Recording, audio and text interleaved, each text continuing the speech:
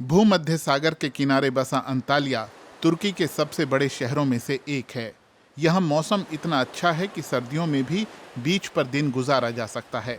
यही वजह है शहर में प्रॉपर्टी मार्केट खूब फल फूल रहा है। लेकिन हफ्ते के हिसाब से बढ़ रहे इन दामों के पीछे असली वजह वो रूसी लोग हैं जो यूक्रेन में युद्ध शुरू होने के बाद यहाँ आए हैं और किराए या खरीदने के लिए प्रॉपर्टी खोज रहे हैं। लेकिन इससे स्थानीय लोग परेशान हैं। कुछ इलाकों में तो प्रॉपर्टी के दाम 800-900% बढ़ गए हैं। सरकारी कर्मचारी तक अब यहाँ रहने का खर्च नहीं उठा सकते। मैं ऐसे कई लोगों को जानती हूँ जिन्होंने ऊंचे किराए के कारण ट्रांसफर की अर्जी दी है।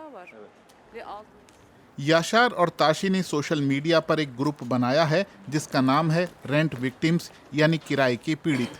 वो आज एक रिटायर्ड व्यक्ति से मिलने आए हैं जिन्हें उनके मकान मालिक ने मकान खाली करने को कह दिया है क्योंकि वो 5 गुना ज्यादा किराया नहीं दे सकते। अब ये फ्लैट किसी विदेशी को मिल जाएगा। वो 1 महीने में इतना पैसा खर्च कर सकते हैं जितना हम 1 साल में नहीं कर सकते। अब सरकार को दखल देना ही चाहिए। उन्हें सरकारी घर देने चाहिए ताकि हम कम आय वाले परिवारों के पास रहने को जगह हो। ये लोग मानते हैं कि प्रॉपर्टी की कीमतों में इतनी वृद्धि की वजह विदेशी खरीदार हैं। ज्यादातर खरीदार रूसी हैं। अभी अंतालिया में करीब 60,000 रूसी रह रहे हैं। प्रॉपर्टी एजेंट बताते हैं कि इसका मार्केट पर भारी असर हुआ है। जिन अपार्टमेंट्स के लिए 5,000 लीरा यानी करीब 22,000 रुपये किराया मांगा जा रहा था, उन्हें विदेशियों को 3 गुना किराए पर आराम से दिया जा सकता है। जब पड़ोसियों को इस बात का पता चला तो उन्होंने भी ज्यादा किराया मांगना शुरू कर दिया। किराएदारों के अधिकारों के लिए काम कर रहे लोग परेशान हैं। जो भी यहाँ आता है उसे जैसे चाहे वैसे रहने का हक होना चाहिए, लेकिन दिक्कत तब होती है जब ऐसा हमारे बच्चों की, हमारे भविष्य की कीमत पर हो। बहुत से रूसी शहर के ऑर्थोडॉक्स चर्च में मिलते जुलते हैं। मेट्रोपॉलिटन बिशप बताते हैं कि कई पुरुष यहाँ यूक्रेन युद्ध से पैदा हालात से बचने के लिए आए हैं।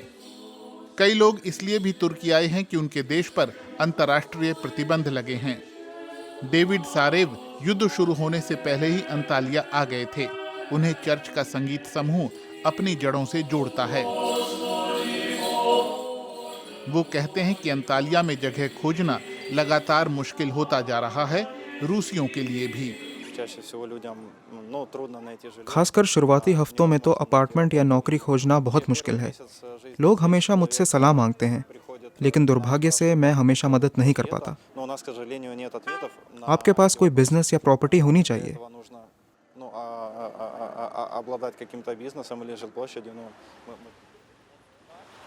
सारेव एक IT एक्सपर्ट हैं।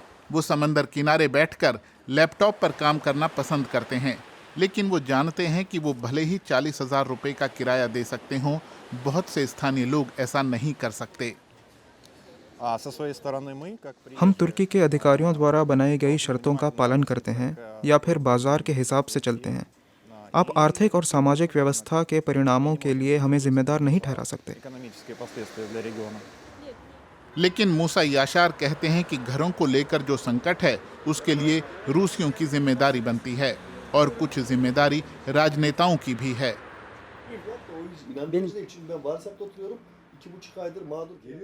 पहले विदेशी यहाँ छुट्टियां मनाने आते थे। वे 1 या 2 हफ्ते का हॉलिडे पैकेज बुक करते थे। घर खरीद कर यहाँ रहने नहीं लगते थे। अगर किसी जिले में विदेशियों की संख्या 20% से ज्यादा होती है तो वहाँ का प्रॉपर्टी बाजार उनके लिए बंद हो जाता है। जुलाई से अब तक अंतालिया के 3 जिलों में ऐसा बैन लग चुका है। क्या आप कम से कम प्रभावित लोगों को अपार्टमेंट खोजने में मदद कर सकते हैं? वो मेरा नहीं, एजेंट्स का काम है। जब याशार अपनी बेटी को स्कूल से लेते हैं तो उनके पास नए अपार्टमेंट के बारे में बताने के लिए कोई खबर नहीं है।